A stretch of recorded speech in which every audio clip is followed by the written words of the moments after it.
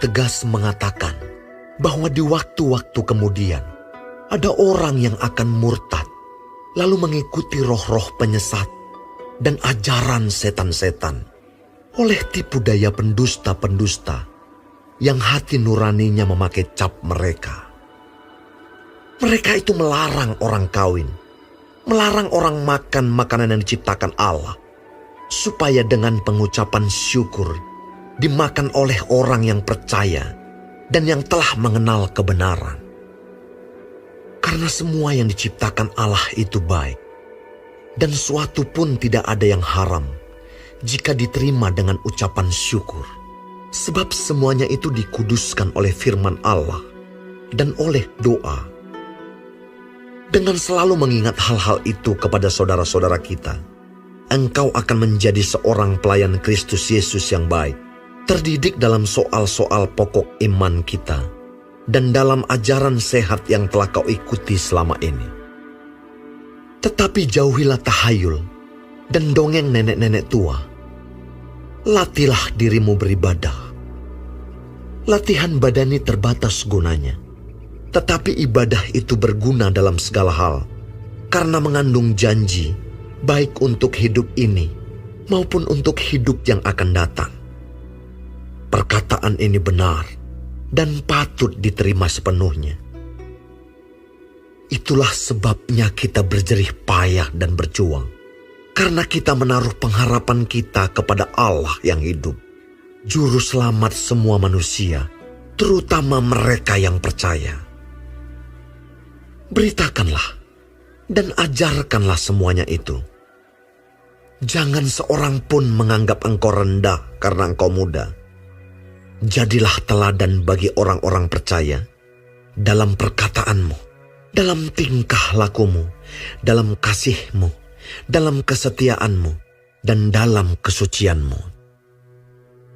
Sementara itu, sampai aku datang, bertekunlah dalam membaca kitab-kitab suci, dalam membangun, dan dalam mengajar. Jangan lalai dalam mempergunakan karunia yang ada padamu, yang telah diberikan kepadamu oleh nubuat, dan dengan penumpangan tangan sidang penatua. Perhatikanlah semuanya itu. Hiduplah di dalamnya, supaya kemajuanmu nyata kepada semua orang. Awasilah dirimu sendiri, dan awasilah ajaranmu.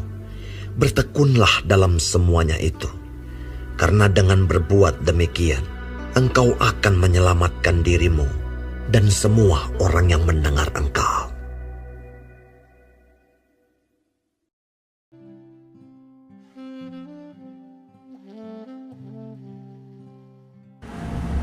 Shalom saudara-saudaraku yang kekasih di dalam Tuhan Yesus Kristus.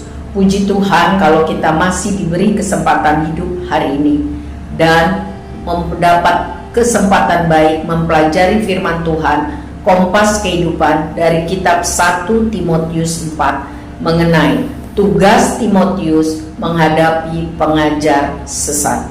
Saudaraku yang kekasih, sejak gereja terbentuk, umat Tuhan sering diperhadapkan dengan pengajaran sesat, seperti yang dialami Timotius dalam pelayanannya di Efesus. Melalui surat ini, Paulus mengingatkan Timotius agar hati-hati mengambil sikap terhadap ajaran sesat. Paulus menjabarkan ciri pengajaran sesat saat itu, yaitu mengajar orang boleh makan tertentu dan tidak boleh makan yang tertentu, kewajiban untuk tidak menikah atau selibat, dan menceritakan hal-hal yang tidak berasal dari firman Tuhan. Paulus menegaskan bahwa yang benar yaitu yang menurut firman Tuhan, yang dipakai sesuai kehendak Tuhan. Patokannya adalah kebenaran firman Tuhan. Timotius diingatkan agar memagari dirinya dan jemaat Efesus dengan ajaran yang benar, membaca firman Tuhan, mengerti sehingga tidak sesat, rajin beribadah, dan suka melayani Tuhan dan sesama sesuai karunia yang dipercayakan Tuhan, dan hidup berjuang dalam kebenaran firman Tuhan, tekun dalam firman, pengajaran, dan yang terakhir, hidup harus jadi teladan.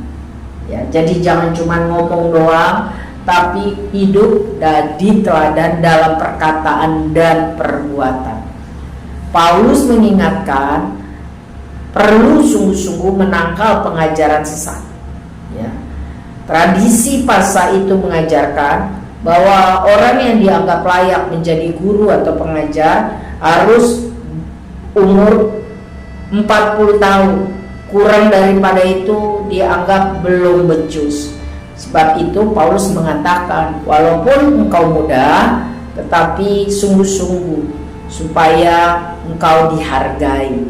Hidup jadi teladan supaya engkau dihormati sebagai pemimpin yang dewasa. Karena dewasa itu bukan soal umur, ya, tetapi soal pilihan-pilihan kehidupan untuk mau hidup benar, jadi teladan dalam komunitas, supaya tidak dipandang rendah, agar firman yang disampaikan adalah firman Tuhan yang berkuasa menyelamatkan semua orang yang percaya.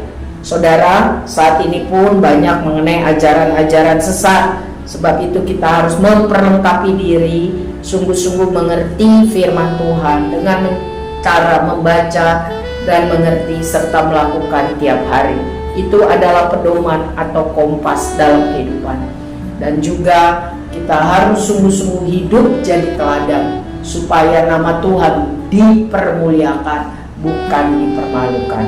Tuhan Yesus memberkati kita menjadi pelaku firman. Amin.